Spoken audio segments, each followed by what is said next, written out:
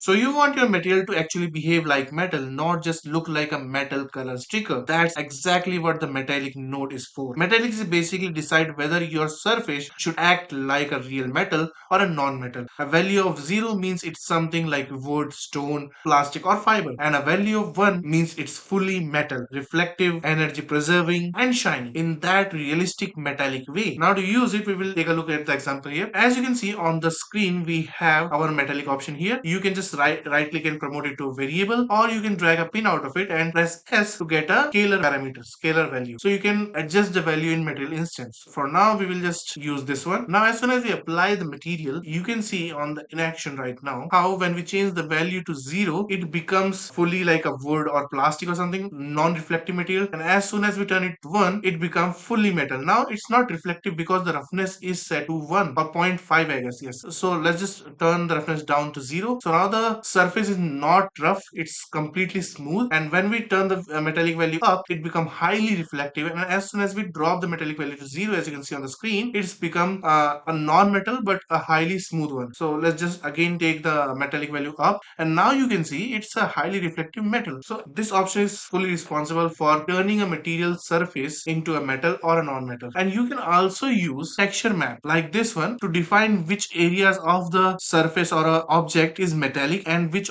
surface or part of the material or an object is non-metallic. And this code we are saying the black ones are the 0 and the white parts are 1. With that being said, and for the texture we are using a very simple texture that comes with the engine. It's texture of mannequin, and we are just gonna connect the RBG to metallic. And as soon as we apply the material, you can see on the screen how the parts which are white are deeply highly reflective because they are metal, fully metal, and the part that were black in the textures are non-metal, so they are not as reflective as the white parts. Now it's clear that it is a very useful node, so it's used anytime you are working with weapons, armors, tools, sci-fi panels, machinery, props, or anything that has metal parts. If your object has any real metallic surface, you are going to end up using this node a lot, because without it, even a perfect metal texture will still look like plastic.